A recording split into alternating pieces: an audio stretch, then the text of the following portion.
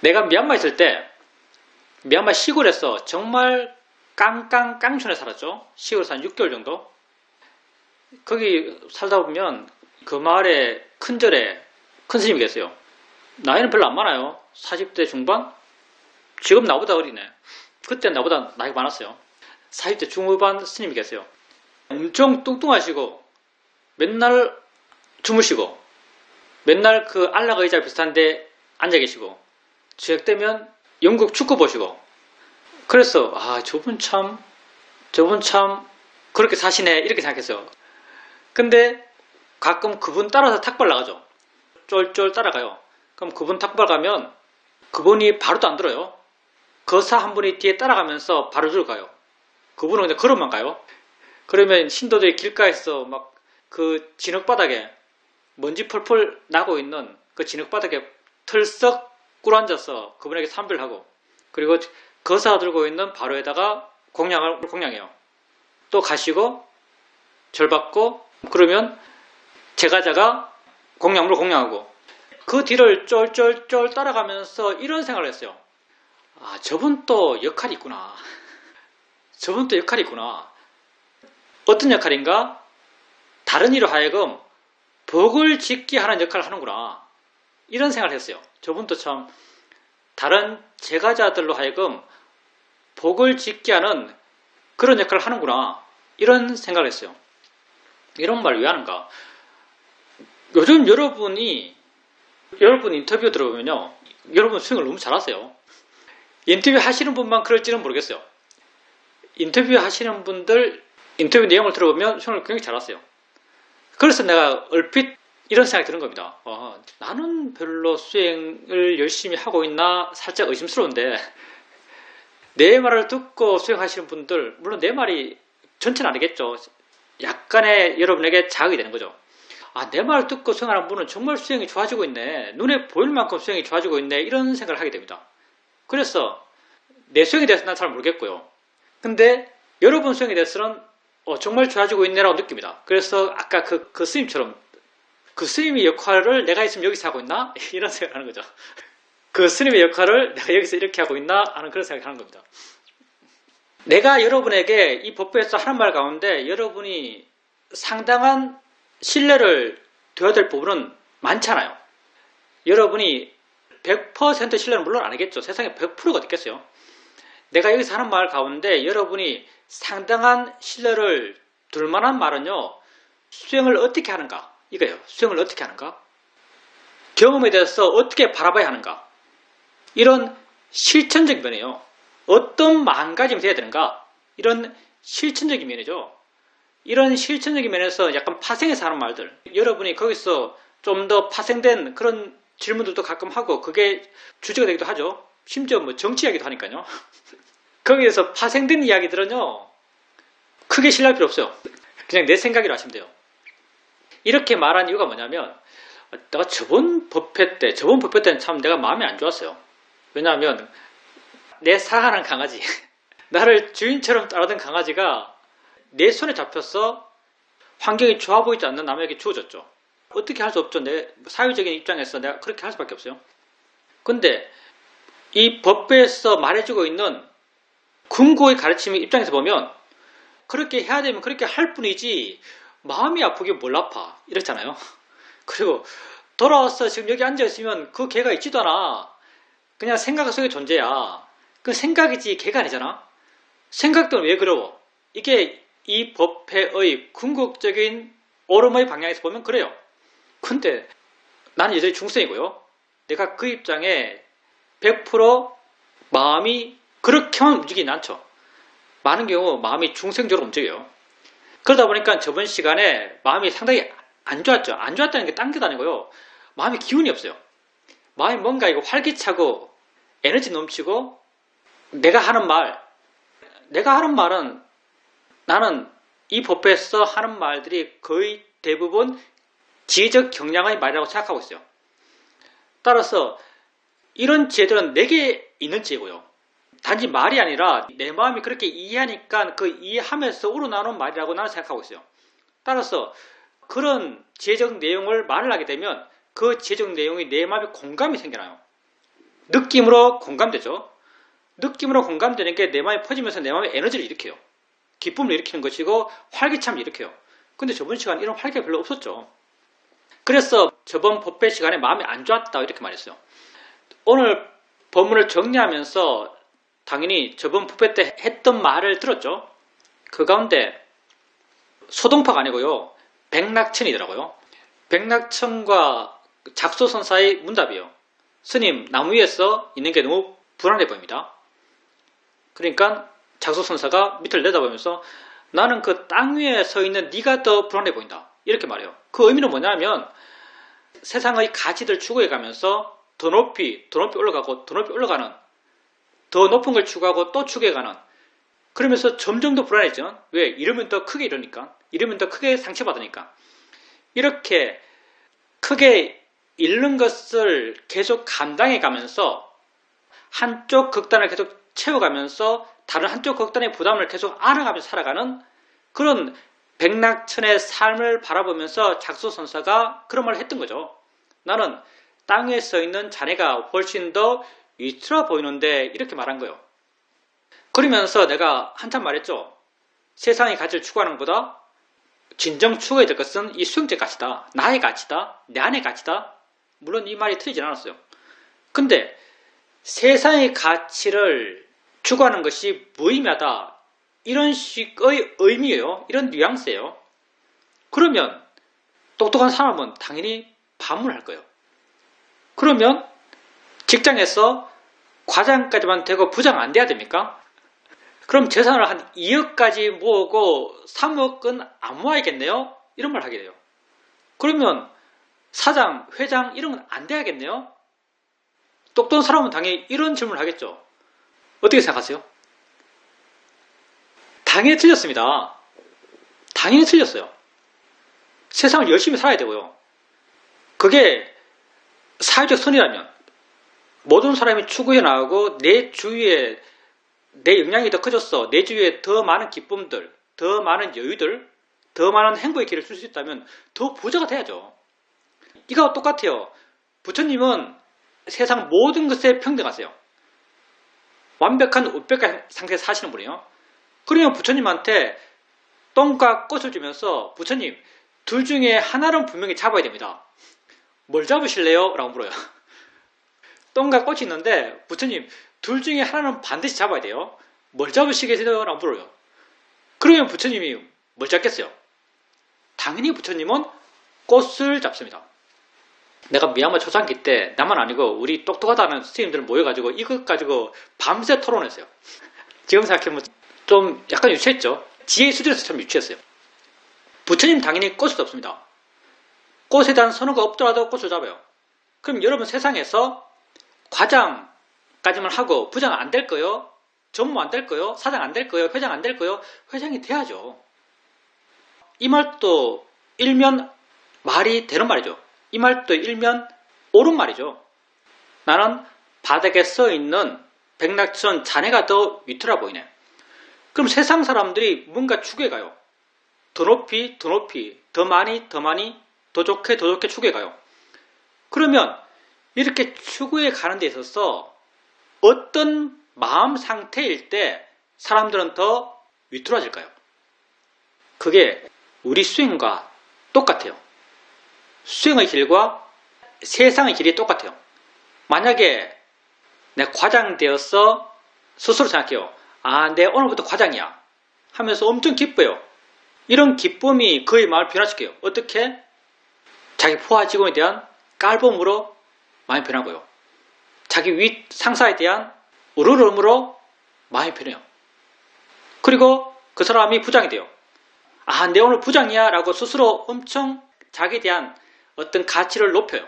그리고 자기 윗사람에 대한 깔봄으로 자기 윗사람에 대한 존경은 아니겠죠? 자기 윗자리에 대한 갈망으로 마음이 작용해요.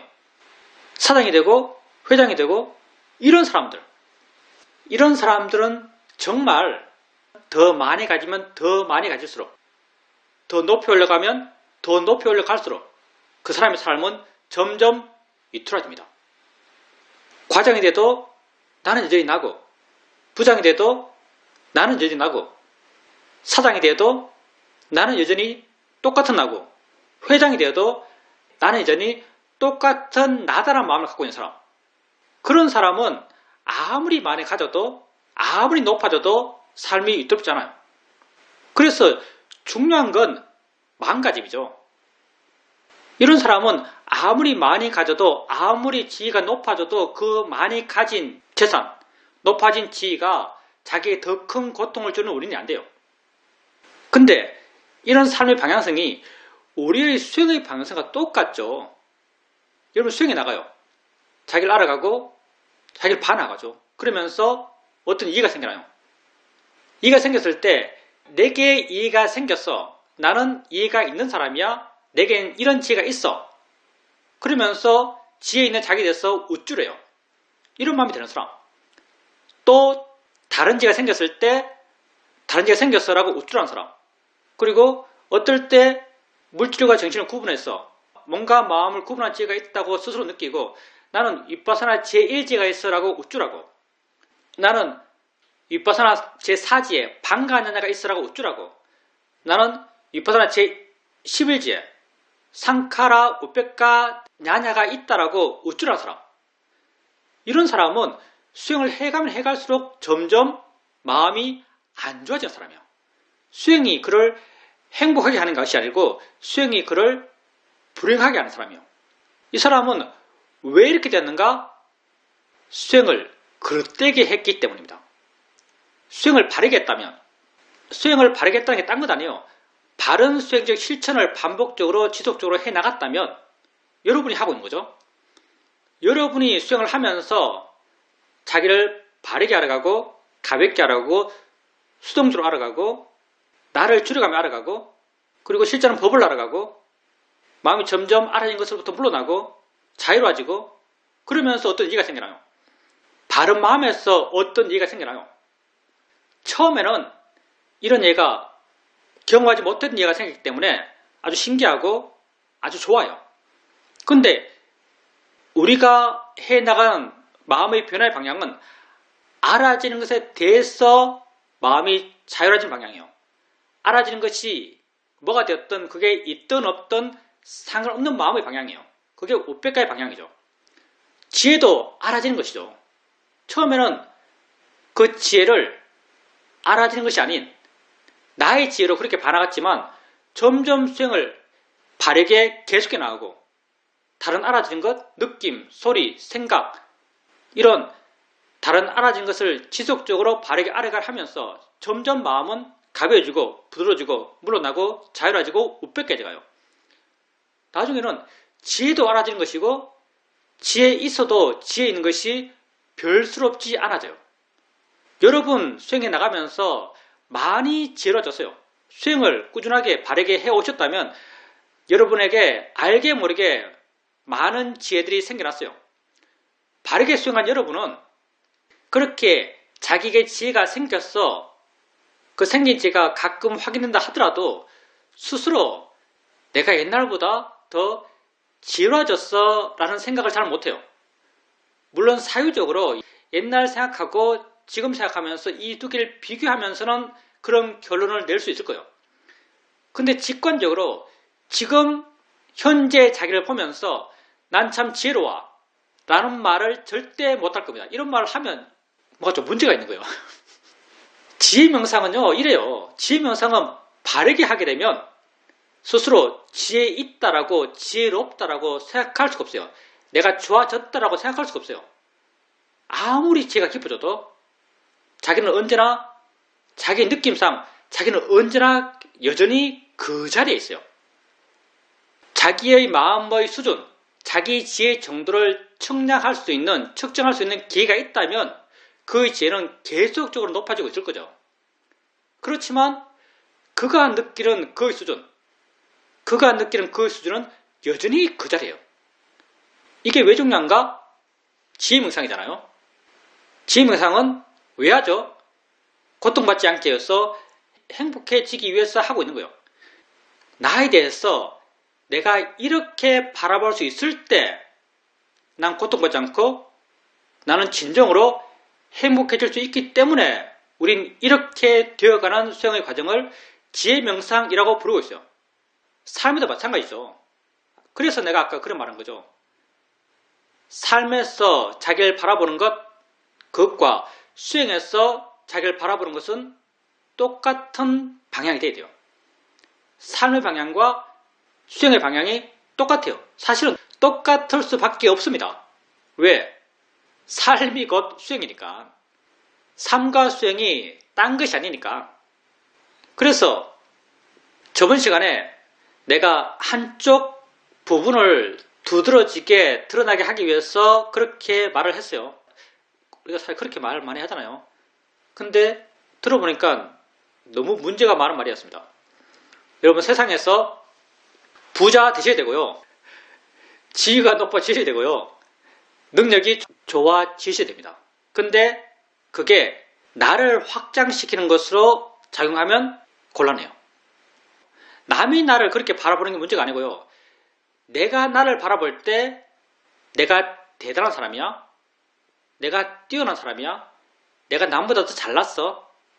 이렇게 자기를 바라보게 하는 그런 역할을 하는 요소가 되면 곤란하죠. 왜? 정말 그게 그렇게 되면요. 그렇게 많이 가질수록, 그렇게 지위가 높아질수록 그는 점점 더 괴로워집니다. 점점 더 위태로운 삶이 돼요. 어느 상황이 되었든 나는 그대로 나요. 내가 얼마나 지가 깊어졌든 나는 여전히 나죠. 바른 마음이라면, 행복한 마음이라면 나를 그렇게 봅니다. 그러니 우리 큰 사이도께서 이런 말씀을 하십니다. 어떤 사람이 나는 지혜롭다 라고 말하면 그 사람은 지혜로운 사람이 아니다. 어떤 사람이 나는 참 뛰어나라고 말하면 그 사람은 뛰어난 사람이 아니다. 어떤 사람이 나는 참 착해 라고 말하면 그 사람은 착한 사람이 아니다. 이런 말씀을 큰 사이도, 시어머니 사이도께서 말씀하셨습니다. 정말 지혜로운 사람은 스스로 지혜롭다고 생각하지 않고요. 정말 착한 사람은 스스로 착하다고 생각하지 않아요. 정말 뛰어난 사람은 스스로 뛰어나다고 생각하지 않아요. 그게 그 사람의 기본이니까. 남들이 저 사람 정말 지혜롭다고 하는 그 사람의 수준, 그 수준이 그 자신에게는 기본이에요. 남들이 저 사람 참 뛰어나라고 하는 그 사람의 뛰어남의 수준, 그 수준이 그에게는 기본이에요. 그래서 세상에서 사람들이 이런 삶의 방향이 바람직한 방향이라고 하는 그 방향들, 다음은 많이 갖고 지위가 높아지고 영향이 커지고 이 방향이죠. 부처님이 꽃을 취하듯이, 부처님이 똥이 아니라 꽃을 짚듯이 세상에서도 당연히 여러분은 그 추구를 해야죠. 그렇지만 그 추구하는 마음에 욕심과 화가 없어야 됩니다. 주로는 욕심이겠죠.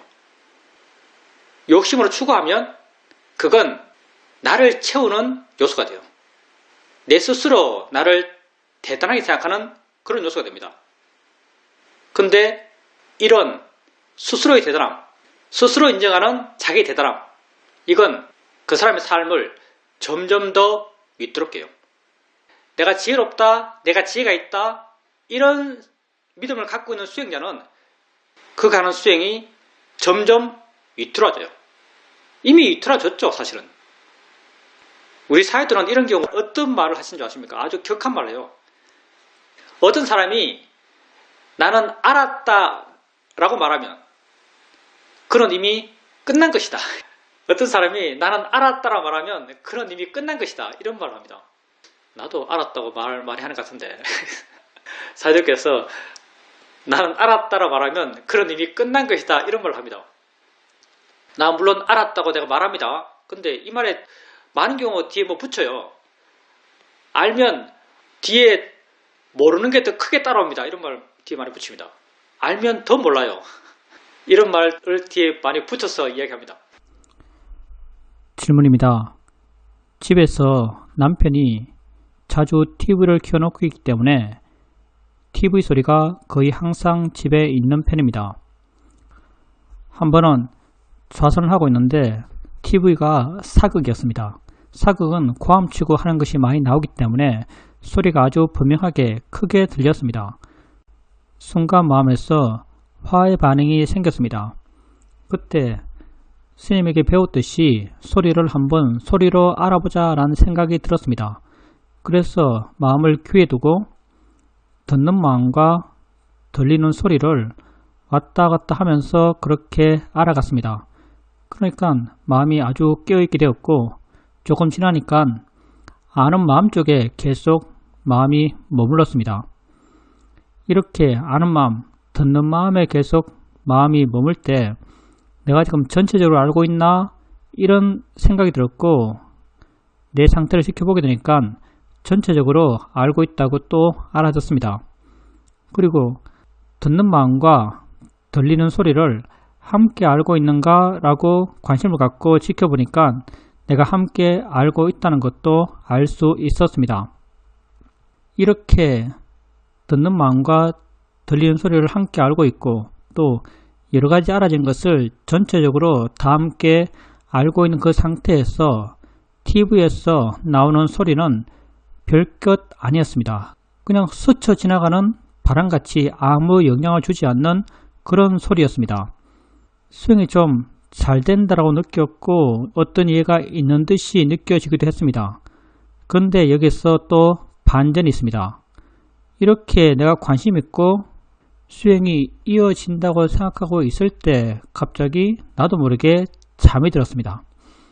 스님께서 왜 잠들었냐라고 말씀하시면 관심이 없기 때문이다라고 말씀하실 게 분명하다고 생각되지만 내 생각에는 그 전에 수행이 상당히 잘 되었고 힘도 있었고 이해도 있었던 것 같은데 왜 그렇게 잠이 들었지라는 그런 생각이 듭니다.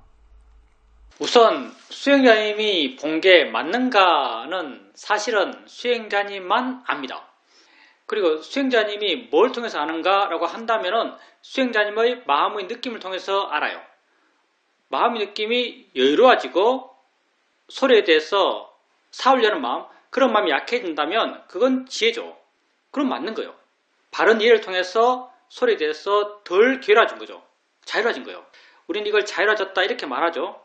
그래서 좌선하시면서 소리가 들려요. 그 소리에 대해서 소리일 뿐이지, 귀에 대고 소리일 뿐이지, 내지는 듣는 거지, 듣네, 이 듣는 마음이죠. 듣네 라고 이해하고 소리일 뿐이지 라고 소리를 그냥 단지 소리로, 그게 TV 소리도 아니고 어떤 내용의, 어떤 배우가 말하는 어떤 내용의 말도 아니고 그냥 존재하는, 내게 들리는, 단순하게, 극히 단순하게 그냥 들리고 있는 무엇, 들리고 있는 무엇으로 마음이 와닿아요. 그러면 관념이 많이 희석되고 가치가 줄어들기 때문에 마음이 거기에 안 붙어요. 이렇게 마음이 안 붙기 때문에 다른 것도 다 같이 들려요. 그 소리와 몸의 느낌과 다른 소리와 심지어 생각까지도 함께 다 알아지는 거죠. 수행 상태가 아주 좋은 것이고 바람직한 거죠. 그리고 잠이 들었어요. 왜 잠이 들었지? 수행 좀 잘하는 것 같았는데 왜 잠이 들었는가? 답은 물론 그래요. 관심이 없기 때문에 잠이 든 거예요. 모든 잠든 상황의 원인은 관심이 없기 때문에 그래요. 관심이 왜 없었는가 라고 했을 때 제1원인은 수행을 내가 했기 때문이다 라고 말하고 싶어요. 수행을 내가 했기 때문이다. 그리고 법을 알아가지 않았다. 물론 수행자님께서 그때 실제는 법을 보신 것 같아요. 듣는 마음과 들리는 소리죠. 소리를 법으로 봤는지 잘 모르겠어요. 근데 소리에 대해서 어떤 관념적 요소가 굉장히 탈색된 그런 소리를 아셨어요. 소리를 법으로 봤다는 것은요, 들리는 성질로서 소리를 이해한 거예요. 이걸 소리를 법으로 봤다 그래요. 들리는 성질로서 소리를 이해하신 것. 근데 듣는 마음은 어떤 듣는다라는 성질로서 이해하셨을 거예요. 근데 그걸 다 내가 했죠. 한 번은 듣는 마음 같다가, 한 번은 탈색된 소리에 갔다가, 또 한 번은 듣는 마음 같다가, 소리에 갔다가 왔다 갔다 한다는 것은 다 수행자님의 개인적 노력을 통해서 하는 거예요. 내 에너지가 있는 거죠. 내 에너지가 있으면요, 알게 모르게 관념이 개입됩니다. 나의 의지는 곧 관념화예요. 왜? 마음은 그것밖에 안 하면 살아왔으니까. 의지를 내서 뭘 아는 것 될 때, 그 알 때, 살아오면서 매 순간순간 한 게 관념화예요. 아는 마음도 아는 마음도 내가 의지를 내서 아는 마음을 알면 아네라고 이해해요.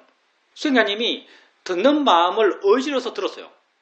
법에 가깝게 들었지만 듣는 마음을 듣는가, 듣나, 아나 이런 식의 질문을 통해서 듣는가라고 하면 듣네라고 이해하셨을 거고요. 아는가라고 하면 아네라고 이해하셨을 거예요. 근데 안다, 든다 과연 법인가? 좀 더 깊이 들어갔을 때 안다, 든다는 사실은 관념이에요. 이름이잖아요. 아는 이란 어떤 묘사죠. 하는 것에 대한 묘사예요. 성질에 대한 묘사죠. 이거 관념이에요. 진짜 법에는 아는 것도 없고요. 진짜 법에는 듣는 것도 없어요. 그냥 존재예요. 순수한 존재죠. 근데 수행자님께서 자기의 노력으로 수행을 해나가다 보니까 언제나 내가 노력을 하면요. 명제를 갖고 수행적 에너지를 일으킬 수밖에 없어요. 그 명제는 언어고요. 언어는 표현이고요. 표현은 관념이에요. 근데 만약에 수행자님이 법에 대한 이해가 좀 더 분명해지고 수행해서 나의 노력이 좀 더 약해지고 아는 마음을 내지는 보는 마음을 보고 있는데 그 보는 마음과 아는 마음을 알려는 의지 없이 알고 있다면 그 아는 마음은 아는 마음이 아닐 거고요. 보는 마음은 보는 마음이 아닐 겁니다. 금강경제 표현이죠. 아는 마음은 아는 마음이 아니다. 그 이름이 아는 마음이다. 이렇게 말하잖아요. 금강경제 표현이요. 아는 마음은 아는 마음이 아니에요. 의지가 없으면 그냥 존재하는 것이고요. 작용이라 불러도 되고요. 성질로 불러도 되고요. 그냥 있는 걸로 불러도 되고요. 분명함이 좀 약해져요. 분명함이 약해지는데 있어요. 분명하게 잡히는 게 없는데 내가 이해해요. 내가 이걸 더 분명히 할까요? 더 모호하게 할까요? 내가 더 모호하게 알아요. 근데 알아요. 더 모르겠는데 알아요. 이게 약간 발음의 표현입니다. 더 모르겠는데 알아요. 그러면 관심이 안 생길까요? 실제는 법으로 보면 볼수록요, 더 관심이 생겨나요. 왜냐하면 더 모르겠거든요. 아는 마음을 아는가, 아네? 라고 이렇게 할 때는요, 정말 내가 아는 것 같아요. 그냥 100으로 물었는데 100으로 답이 나온 거예요. 아는가? 아네? 다 아는 거죠. 아는가 물어서 안다고 답이 나왔으면 다 아는 거죠. 공부할 요소가 별로 없어요. 관심이 생길 요소가 굉장히 약합니다. 근데 의지가 없어요. 뭔지도 모르겠어요. 근데 있어요. 하고 있어요. 그걸 성질과 작용이라고 거기에 대한 표현을 하지만 그 표현 또한 별로 맞는 것 같지 않아요. 그냥 존재고 그냥 있음이요. 이해는 하고 있지만 뭔지 모르겠어요. 이렇게 알아갔을 때 법을 지금보다 훨씬 더 있는 것을 있는 그대로 알아갔을 때 수행자님에게 좀 더 깊은 관심이 생길 것이고요. 수행자님이 아까 관심이 생기기 위해서는 질문을 해야 되는데 이런 말 하셨어요. 질문을 통해서 생기는 관심이 결코 본질적인 관심이 될 수가 없어요. 이어지는 관심이 될 수가 없어요. 근데 이렇게 내가 줄어든 상태, 그걸 그렇게 알려는 마음이 없는 그런 마음으로 마음을 이해할 때 듣는다, 안다, 있다, 작용이다, 성질이다 이걸 이해할 때 그럴 때 모르는 것이 내가 모르네라고 확인해서 모르는 게 아니에요. 알고 싶어하는 것이 이건 뭐지? 라고 내가 억지로 관심을 일으켜서 알고 싶어하는 게 아니에요. 정말 내가 모르기 때문에 이 도대체 뭐지? 라는 궁금함이 모름이요. 대상이 있고 뭐가 있는데 도대체 이게 뭐지? 이게 어떻게 가능하지? 이게 도대체 뭐야? 내가 이걸 물음표 에너지 이렇게 부르죠. 이런 마음의 에너지를 물음표 에너지. 정말 몰라서 궁금해요. 정말 몰라서 궁금해요. 이런 궁금한 에너지. 이런 에너지가 마음에 있어요. 근데 내가 그 에너지를 일으키려고 애쓴 게 아니에요. 있는 걸 있는 그대로 알았기 때문에 모르는 게 너무나 두드러지고 모르는 게 두드러지니까 당연히 마음에서 뭐지라는 그런 마음이 생겨나요. 뭐지라는 그런 관심의 마음이 있기 때문에 관심이 이어지고 관심이 이어지니까 마음이 좋을지 않습니다. 물론 수행에서 이런 상태가 되는 게 그렇게 자주 있는 건 아니에요. 우리가 1시간 좌선을 했는데 좌선 시작 때의 마음의 텐션, 지혜적 텐션이요. 좌선 시작 때의 지혜적 텐션을 좌선 끝날 때까지 유지한다. 그러면 우린 이런 좌선을 굿 시팅 이렇게 말합니다. 정말 좋은 상태의 좌선이에요. 주로 안 그래요. 주로 좌선 시작 때 텐션이 지혜적 텐션이에요. 좌선 시작 때 지혜적 텐션이 점점 약해져 갑니다. 점점 약해져 가서 나중에 좀 멍해지고 아마 그렇게 나중에 졸릴 수도 있고요. 근데 끝까지 가는 관심, 끝까지 가는 어떤 지혜적 텐션, 이건 아까 내가 말했던 내가 하려 하지 않아도 저절로 있는 관심, 이런 관심의 마음이 되었을 때 지속적으로 이어지는, 점점 더 마음의 힘이 커지는 그런 좌선이 될 수 있습니다. 질문입니다. 남편의 생일이었는데 그 사전에 아들 내외와 함께 중요한 얘기를 했습니다. 이야기가 딴 게 아니라 돈의 흐름과 관련된 이야기였습니다. 남편과는 돈의 흐름에 대한 이야기에 대해서 아주 터놓고 내 요구할 걸 요구하고 줄 걸 주고 그렇게 터놓고 깔끔하게 일을 하고 있는 편입니다. 그런데 아들 내외와 이야기하는 것은 굉장히 불편했습니다. 뭔가 여러 가지가 얽혀있는 것 같고 말을 해도 굉장히 불확실한 것 같이 그렇게 느껴졌습니다. 그러다가 왜 이렇지 라고 내 마음을 보게 됐고 뭔가 바라는 것이 있고 어떻게 돼야 한다는 그런 단정이 있다는 걸 알게 되었습니다. 이게 꼭 이렇게 돼야 되나 라는 그런 의문이 생기고 순간 마음에서 그래 꼭 이렇게 돼야 될 필요가 없지, 이렇게 안 되면 어때? 라고 마음이 판단했고 그 판단에 대해서 마음 스스로가 수긍한다라고 느껴졌습니다. 그래서 어떻게 돼도 상관없다는 마음이 생기면서 아주 마음이 가벼워졌고 자유로워졌다라고 생각되었습니다. 아주 빈틈없는 남편이 아들 내외와 미래에 대해서 경제적 문제에 대해서 이런저런 이야기를 하는 걸 옆에서 듣고 있었는데 마음은 전혀 동요 없이 가볍게 그 전체를 듣고 있었습니다.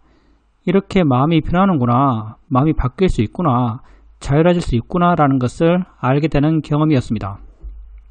우리가 아까 모두 본문에서도 똑같은 말을 했지만 내가 행복해지는 방향의 마음가짐, 내가 행복해지는 방향의 마음가짐은요, 수행에서의 마음가짐과 세상의 삶에서의 마음가짐이 똑같아요.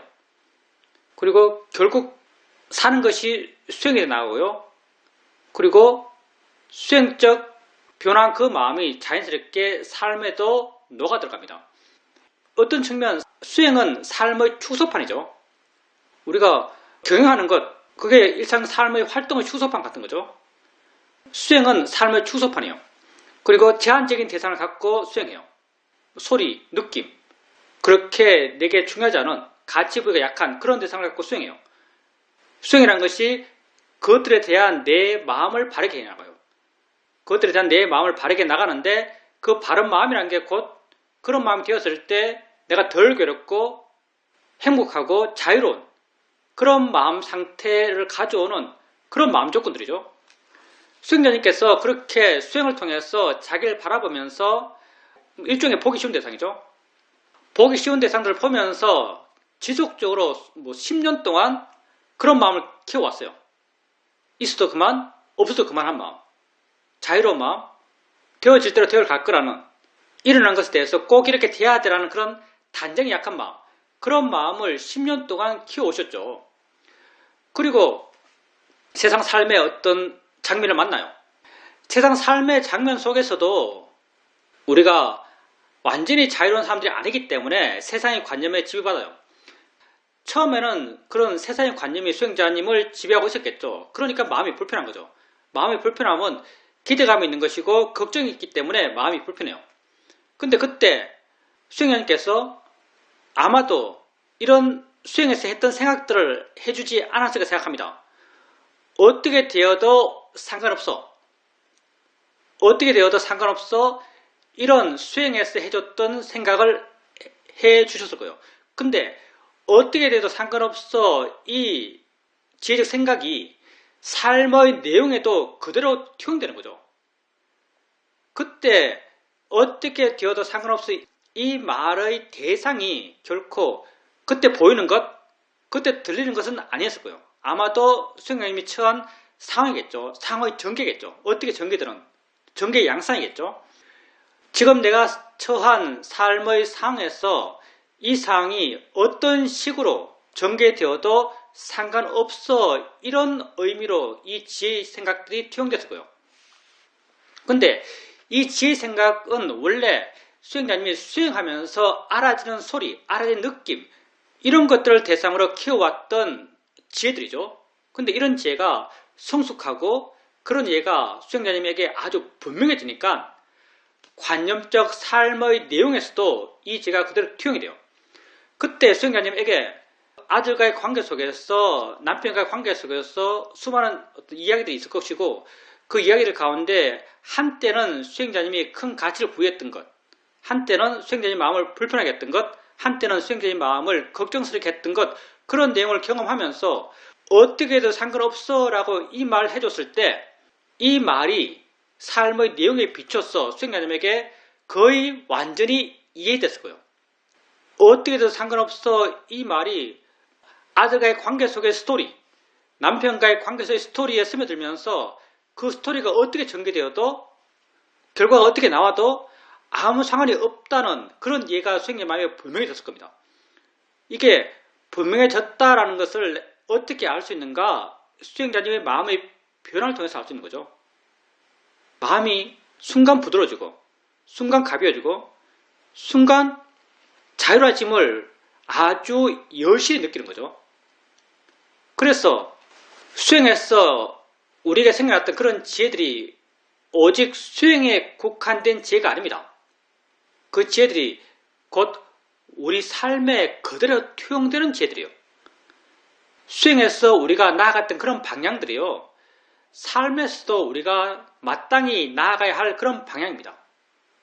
왜냐하면 수행에서만 우리가 행복해지는 것이 아니라 삶 전체에서 우리가 고통받지 않고 행복해져야 되기 때문이죠.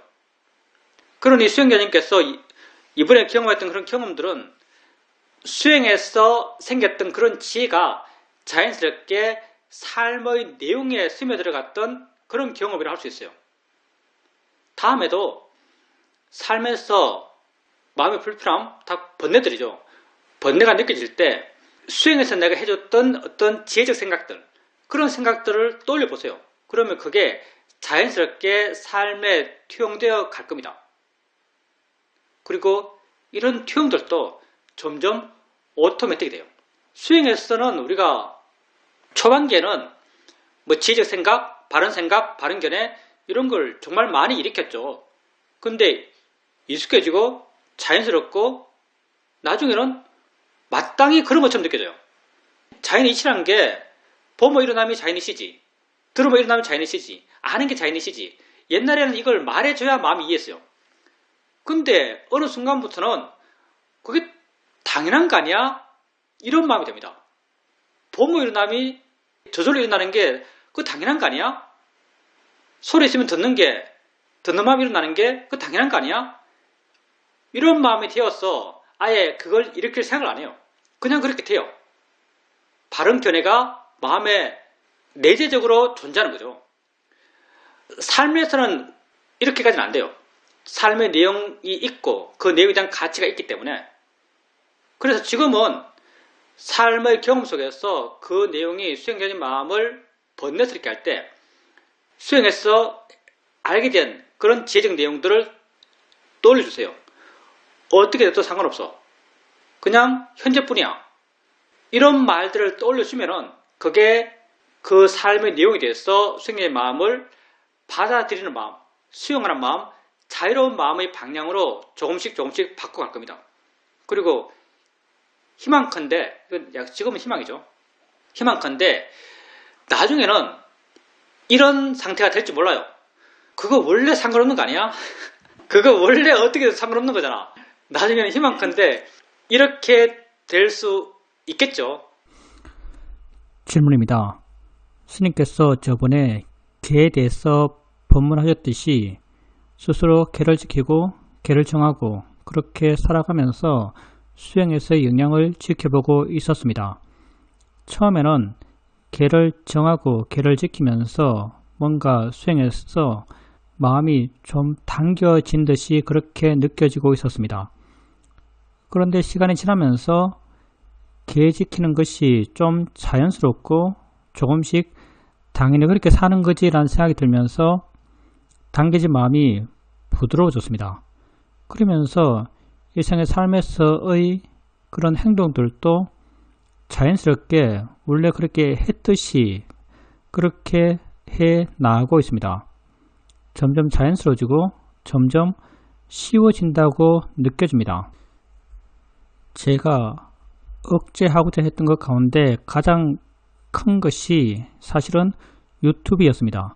유튜브 가운데서도 정치적인 내용을 갖고 있는 그런 유튜브였습니다.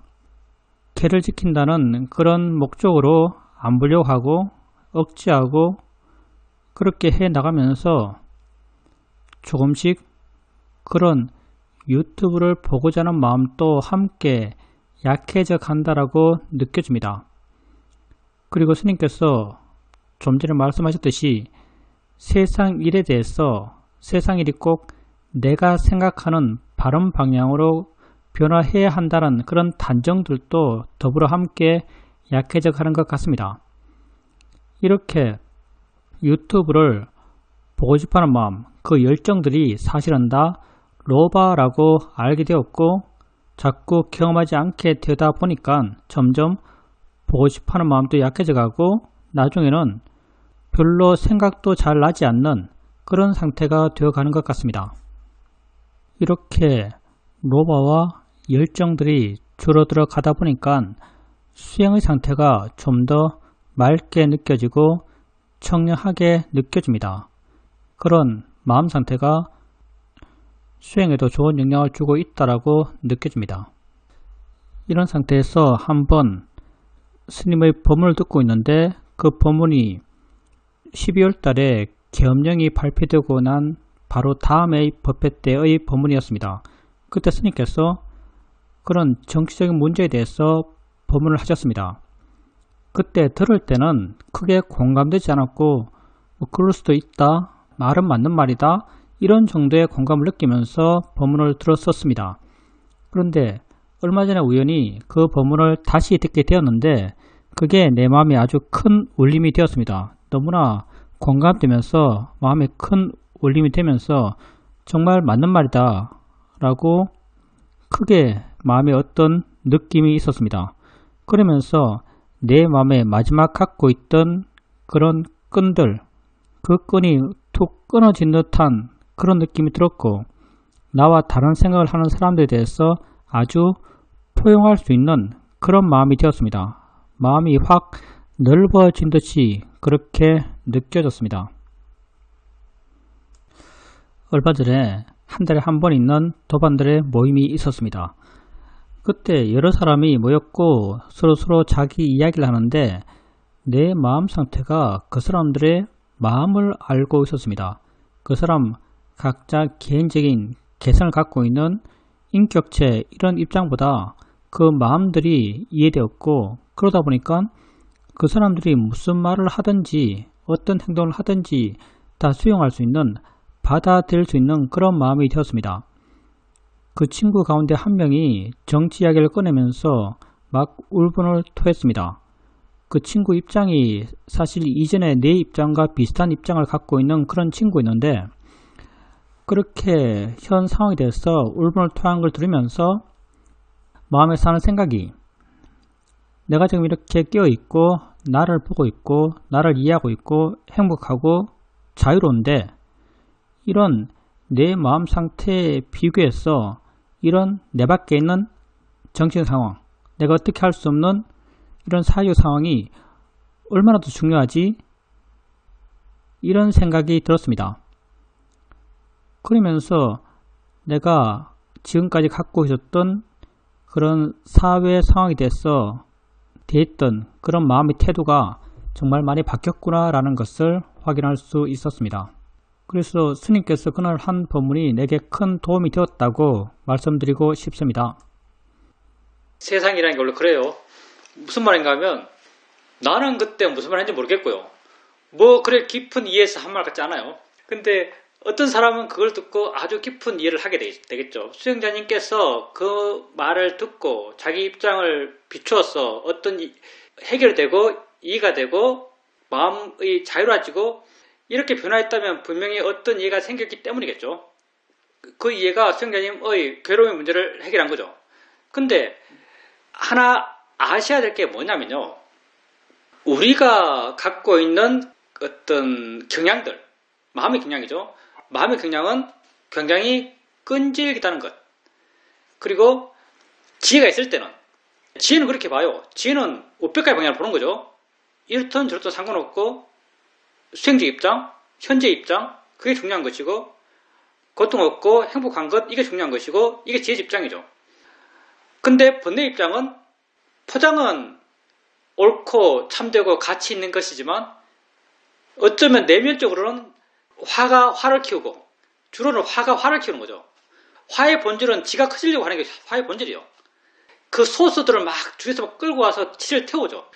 뭐 정치를 끌고 오고 경제를 끌고 오고 인물을 끌고 오면서 재료를 계속 그 화의 아궁이에 넣고 용광로에 넣고 계속 치를 키워요. 더 큰 불, 더 큰 열을 뿜어내게 하는 거죠. 이게 본능 같은 거죠. 그래서 지금 수행자님의 그 자유로움이 내가 보기에는 수행자님께서 그런 사회적 사실에 대해서 내가 자유로워졌다. 이것보다는 사실은요. 지금 마음이 정말 좋았어. 마음의 이해가 충만해서 그 무엇도 받아들일 마음이 되니까 그에 대해서 마음이 자유롭다고 느끼는 게 아닐까 생각해요. 왜냐하면 마음이 좋을 때는 모든 게 수용되지만 마음이 안 좋을 때는 또 그게 경향이 드러나요. 그것도 어쩔 수가 없어요. 그래서 다음에 또 그런 경향이 드러나더라도 놀라지 마시고요. 그런 경향이 드러나면 그때도 해야 될 것은 바르게 수행하는 겁니다. 그때도 해야 될 것은 바르게 수행하는 것이고요. 그리고 지금 생긴 이 이해를 생각을 통해서 다시 일으켜주면요. 훨씬 더 쉽게 그 이해가 작용합니다. 한번 생긴 이해는 더 쉽게 생겨나요. 그리고 계를 지키는 것, 이게 자연스럽게 이 길을 가요. 계하기라고 그러잖아요. 계도 수행이거든요. 처음에는 의지로 일으켜요. 처음에는 지키려고 해요. 지켜야겠다고 각오하고 지키려고 해요. 지키려고 할 때는 딱딱하고 긴장되고 둔하죠. 근데 점점 자연스러워지고 점점 부드러워지고 점점 스며들어가고 그리고 내가 지키려고 하지 않아도 그냥 마음이 그렇게 흘러가죠. 이게 바람직한 방향이에요. 점점 하려고 하는 마음이 약해져가요. 이게 바람직한 방향이 맞아요.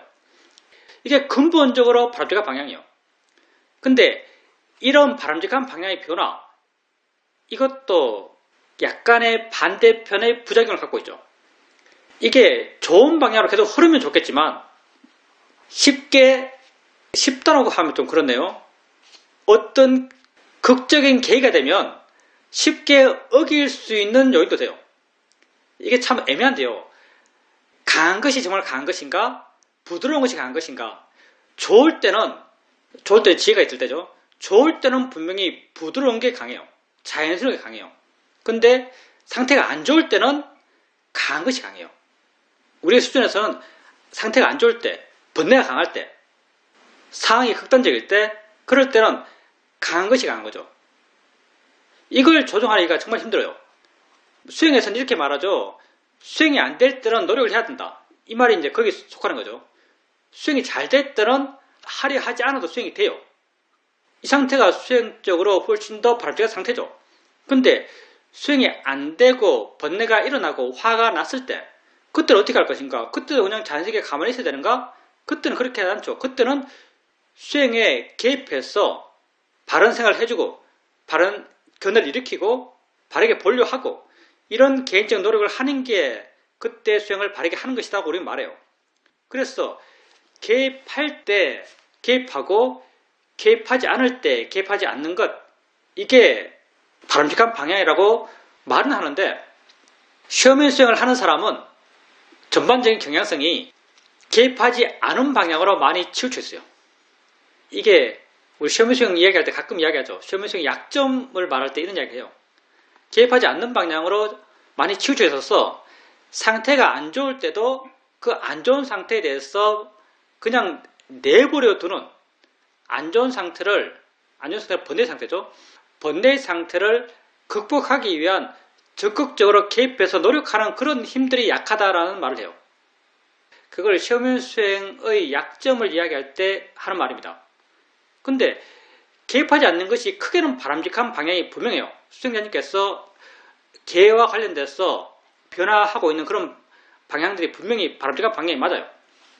근데 상황이 극단적일 때라고 한다면은 친구가 수행자님 앞에서 막 화내면서 평소에 수행자님 관심 있었던 그런 주제를 막 이야기할 때, 만약에 수행자님께서 그 말에 이끌려 따라갈 때, 그럴 때는 자연스러워야 될 것인가, 가만히 놔둬야 될 것인가, 아니면 개입해야 될 것인가 하면 개입해야 돼요.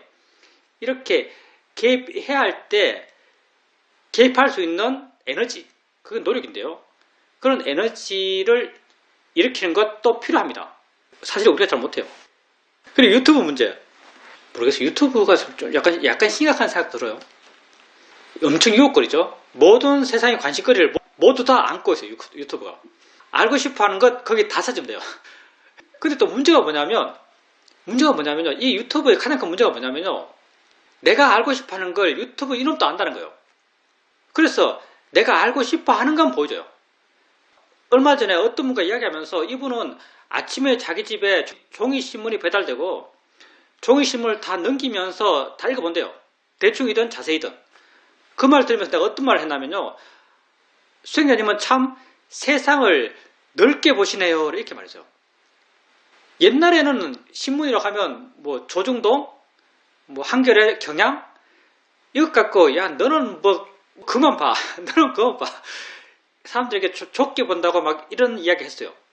근데 요즘은 신문만 다 봐도요. 그 사람은 다른 사람과 전혀 다르게 세상을 봐요. 왜냐하면 신문 1면 정치 보고 2면 경제 보고 3면 사회 보고 4면 문화 보고 5면 스포츠 보고 뭐 6면 뭐 인물 탐방 굉장히 넓게 보죠. 유튜브 보는 여러분 뭐 보고 있어요? 좋아하는 것만 계속 반복해 볼걸요? 관심 있는 것만 계속 반복해 볼걸요? 정치 보는 사람은 하루 종일 정치 볼걸요? 경제 보는 사람은 하루 종일 경제 봐요. 연예계 보는 사람은 하루 종일 연예 봐요. 스포츠 보는 사람은 하루 종일 스포츠 봐요. 게임 보는 사람은 하루 종일 게임을 봐요. 그러니 유튜브 이게 정말 사람들을 좁게 만들어요. 그 자기가 관심 있는 분야에 있어서도 자기의 스탠스에 맞는 것만 보여줘요. 그것도 반쪽이죠. 한 주제에 있어서 바라본 시각이 두 개라면 자기가 갖고 있는 스탠스에 맞는 것만 계속 보여줘요. 그래서 그는 자기가 써 있는 그 지점이 모든 사람이 서 있는 지점이라고 믿게 돼요. 왜? 계속 유튜브가 그만 보여주니까. 그러니까 사람들이 얼마나 세상을 좁게 보겠어요. 유튜브가 정말 우리 하여금 좁은 세상을 보게 해요. 더 많은 걸 보지만 아이러니하게도 더 좁게 보는 세상이 됐죠. 좁게 보니까 마음도 좁아지고요. 마음도 좁아지니까 반응이 더 격렬해요. 사람들이 좀 심하게 말하면 사람들이 점점 미쳐갑니다. 심하게 말하면 정말 사람들이 점점 미쳐가요. 뭐 세상의 변화는 어쩔 수 없는 것 같은데 이런 사실을 좀 안다면 약간 경계할 필요가 있는 것 같습니다. 유튜브에 대해서 약간 경계할 필요가 있는 것 같아요. 정말 압도적으로 강력한 매체예요. 경계할 필요가 있는 것 같고요. 유튜브에 대해서 집착을 줄이려고 해요. 어떻게 줄일까? 가장 쉬운 방법은요. 접촉하는 시간을 줄이는 겁니다. 우리가 어떤 것에 대해서 중독되었을 때 그 중독을 약하게 하는 가장 쉬운 방법은 그것에 대한 경험을 줄이는 거예요. 적게 경험하면 줄어들어요. 그래서 수행자님이 왜 그 유튜브에 대해서 바라는 욕구의 마음이 약해졌는가? 기본적으로 내가 느끼기에는 덜 받기 때문이고요. 마음이란 건요, 번뇌의 마음이란 건요, 그 방향을 한 바퀴 돌면 다음 돌 때는 더 강하게 돌아요. 다음엔 더 강하게 돌아요. 나중에는 나도 모르게 지 혼자 돌고 있어요. 번뇌의 마음의 특징이거든요. 근데 자꾸 그때에서 접점을 줄여가고 경험을 적게 나가게 되면요, 마음이 조금씩 정성화됩니다. 물론 그 과정에서 그런 마음에 대한 이해도 조금 사회 왔겠죠. 마음이라는 것, 내가 원하는 것이 아니고 마음이 원한다는 것, 이런 이해도 조금씩 사회 왔을 거예요. 그러면서 자연스럽게 그렇게 욕구하는 마음이 약해졌을 겁니다. 그러면서 바라보는 시각이 좀 넓어지고요. 내 것만 옳다는 그런 어떤 국집함도 약해지고요. 세상을 좀 더 넓게 보니까 포용할 수 있는 여유도 넓어지고요. 일에 대해서도 어떻게 돼야 돼라는 그런 단력도 약해지고요. 당연히 마음의 번뇌가 약해져요. 이렇게 번뇌가 약해지고 수행하면서 좋은 마음을 키우고 하니까 마음이 청량하게 느껴져. 정말 지혜롭고 깨어있고 활기차고 자유로우면요, 그때 마음이 청량하게 느껴집니다. 아주 좋은 마음의 상태 때 이렇게 우리가 마음이 청량하다고 느낍니다. 정말 우리가 좀 세상을 넓게 볼 필요가 있습니다. 집에 신문 받아서 읽읍시다. 이런 운동도 좀 필요한 것 같아요.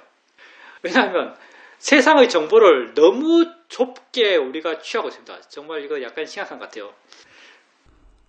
질문입니다.